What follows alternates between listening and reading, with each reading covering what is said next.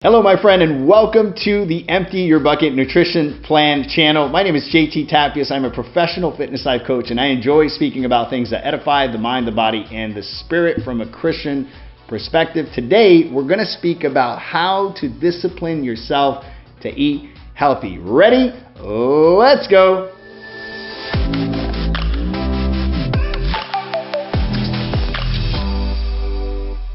All right, my friends, so I have to say that this is one of the things that comes up the most. JT, how do I become disciplined? JT, how do I become self-controlled?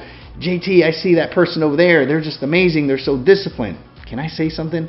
I don't believe that there is any person out there that is actually genetically disciplined. I truly believe that discipline is something that we can all learn. And today, I'm going to touch on 10 points, 10 ways that you can become disciplined. That's right. I know that sounds like a bold statement, but I promise I will deliver. Number one, I want you to find a strong why. An emotional why will get you through the hard times. Let me explain. Remember the cognitive process of we think, we feel, and we act, right? Okay, I think we all agree up until that point, right? We think, we feel, and we act. If you do something long enough, good or bad, it becomes a habit, right? That habit becomes a character. And so one of the things that I see is that people that are very, very disciplined have found an emotional why, a thing that compels them, a purpose that moves them forward beyond laziness, beyond anything going on in their environment. They just move forward and do it. And you wonder, what's that thing, JT? Generally speaking, it's some kind of health scare, something that has happened where their livelihood is being threatened, and they cling to that why so strong, and they do whatever needs to be done in order to make it happen. So a strong why. You need to sit and take inventory of, what is my why? Why do I want to do this? Ask yourself 7 questions that piggyback off of each other. I do this all the time. I sit down and I say, why is this important to me? Because I want to be healthy. Why do you want to be healthy? Because I want to be there for my family. Why do you want to be there for your family? You go down that loop of 7 questions, and I promise you, when you get to the 7th question, I see most people break down and actually cry and connect to a very, very strong why that keeps them focused, keeps them centered, and they actually accomplish and do whatever they need to do. Number 2, structure. You need to structure your environment. My friend, I can't say enough about people, places, and things. If we go into something thinking that we're going to become disciplined, but yet we don't change our circle of influence, people, places, and things, we're going to continue to be triggered and tempted by our old self. So we need to take inventory, and can I just say that this is one of the most painful things that you'll probably ever do. Because when you get to that list of people, there are people in that list that you absolutely love, that you enjoy spending time with, but you realize that when you walk away, you feel more drained than energized by these people. My friend, I went through that process many years ago where I basically eliminated 300 people out of my contacts because they weren't adding to my life. On the contrary, they were taking away. And it was painful, but I said, you know, I can love those people from far. I'm going to go get better. I'm going to go get stronger, and maybe I can come back and I can pull some of those people with me. And that's exactly what I've been able to do. It's taken a little while, but it works. You need to change your environment. You need to structure your environment in a way where you're going to succeed. So you need to take inventory of people, places, and things. Number 3, you got to show up every day. Consistency is one of those things that I don't care what you're doing. If you don't do it every single day, it's just not going to happen for you. Going to the gym today will not produce results as soon as you get home. Getting on a diet today won't produce results a week from now. I don't know exactly when it happens, but there is a time and point where you look at yourself in the mirror and you go, wow, I look radically different. Inside of our programs, we have people take before and afters because these changes happen so quickly that people, they just change before their eyes. And so they need to see a before and after, and they go, wow, I look so incredibly different. But it happens to the people that are consistent, that show up every single day. Number 4, learn how to do hard things. Now, mimicking adversity sounds very morbid, right? No one wants to hurt, no one wants to be in pain, but I can tell you that you will bring most of your goals to fruition if you learn how to suffer well. Sometimes we have to mimic that. The gym is a big part of that for me, right? I put myself through this pain. It's never comfortable. People are like, oh, you just enjoy working out. No, it's uncomfortable every single time. It hurts, it burns, you're sore. You have to take time out of your day to go do it. There's a lot of painful and uncomfortable things that happen when you work out, but a byproduct of that is that not only do you get strong physically, but you actually learn to show up every day and do hard things. Take cold showers, learn how to fast. Maybe it's cold out. Don't take your jacket with you. You're like, what are you talking about, JT? These things sound crazy. That is right, my friend. Learning to do hard things will teach you to be disciplined, will teach you to have self-control, will teach you to say no to certain things, which is a big component of being disciplined. Number 5, taking personal responsibility, or the way I like to call it is taking ownership over everything in your life. You're like, everything? Yes, everything. Even when someone nags at me and I have nothing to do with it, that is right. Take responsibility. I talk to my coaches all the time about communication, the importance of communicating well, and not just being articulate or saying things in the right way, but more so being very intentional about how you speak to your clients, because their outcome depends on the communication that you're providing, the education that we're giving our clients in nutrition.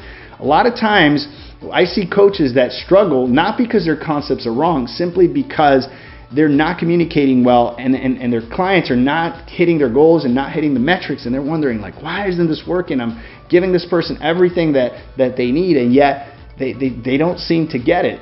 And they want to point fingers at their client, where if they communicated more clearly, if they found more creative ways to get across to their clients, they would make that thing happen. But in order to do that, you have to take personal responsibility and personal ownership. And if you operate out of that place, my friend, everything in life starts to make sense, and you realize that your outer environment, the things that are happening outside of you, have nothing to do with what's going on here. You have control over your thoughts, your actions, the things you do, say. And this requires taking personal responsibility, personal ownership. It's a big component of being disciplined. Number 6, become better and not bitter. I see lots of people out there that are consumed with toxic energy in their lives. There's things going on. It happens to all of us. We set our foot out and we go out into the day, and we have the best intentions to make things happen, and someone just crosses us in the road, right? Someone just almost runs us off the road, and all of a sudden we just go into this frenzy, into this very toxic and negative mindset of how the world is against us. And I see people that are bitter, really consumed in their energy, and for that reason they can't be disciplined. They're taxed completely in their energy, and they can't make anything happen. And so, my friend, if you're looking to be more disciplined, you need to take toxicity out of your life so you can have that energy and channel that energy into things that are actually going to move you forward. Number 7, practice delayed gratification. I have this thing that I do to myself every week. If you watch my videos, you've probably heard me speak before about my love for ice cream. I absolutely love ice cream. Now, I used to just buy ice cream on Saturday nights so that on Sunday it was there and I could just eat it there and I wouldn't be tempted the rest of the week. But recently I started practicing delayed gratification and almost like torturing myself, because I buy it and it's there all week. I open the fridge, I see it in the freezer, and I look at it and I go, maybe I'll take a little bite, and then I'll say no to that. And I just practice delayed gratification. I practice delayed gratification with the intention to become more disciplined. So as you can see, we're on point number 7, and you see me talk a lot about practicing certain things that haven't come into play yet. And in doing that, we become very, very disciplined.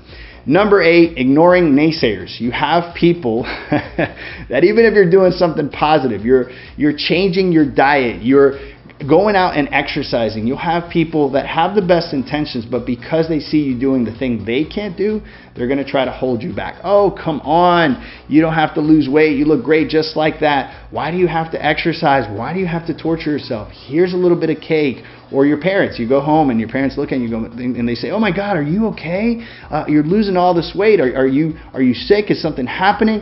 And you start to doubt yourself, right? Is this positive? Do I look like, oh my God, is something going on with me? You start to doubt yourself, right? Because the naysayers, a lot of times they have the best intentions, but because they themselves can't do the thing that they see you doing, they rather hold you back. And sometimes they do that unconsciously. So you have to become very aware of why people are saying what they're saying, and be careful, because this will drain your energy, this will derail you, and maybe you're already in the direction of being a disciplined person, and all of a sudden someone says something, someone does something, and it just turns you off, and all of a sudden you stop doing the things you were doing and you were gaining some traction. So be careful with naysayers. Number 9, find successful people to emulate. There are lots of disciplined people out there already that are doing things really, really well.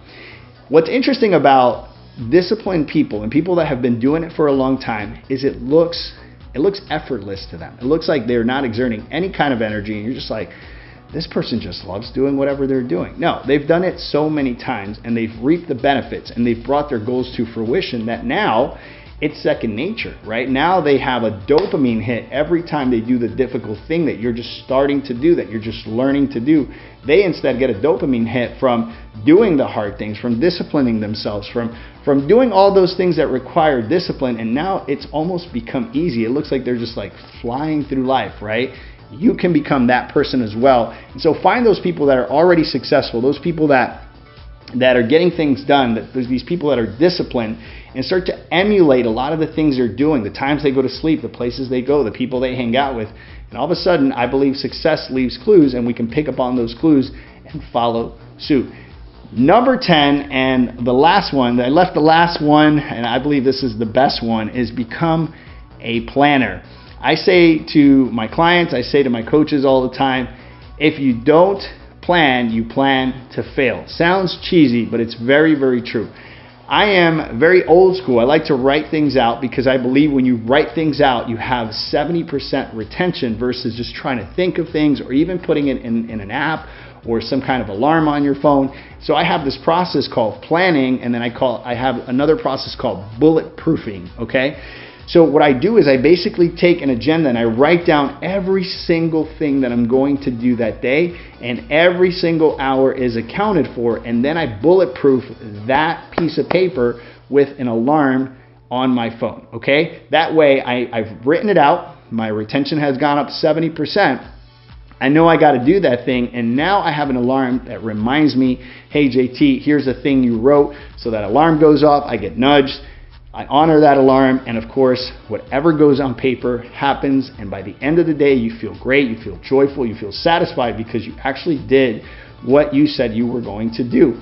My friend, if you practice all 10 of these points, you will become a disciplined person. Is it easy? No. Here's what I would do with this video. If you watched all 12, 13 minutes of this video, what I would do is go back to this video, write things down, and put a plan together. Leave your comments down below if you need help with this. I'd love to help you, but I can tell you right now that if you practice these things, my life, your life, and my life are going to look significantly different because we can all be very disciplined. I consider myself a disciplined person. Can I get better? We all can get better, and we can if you apply these 10 points.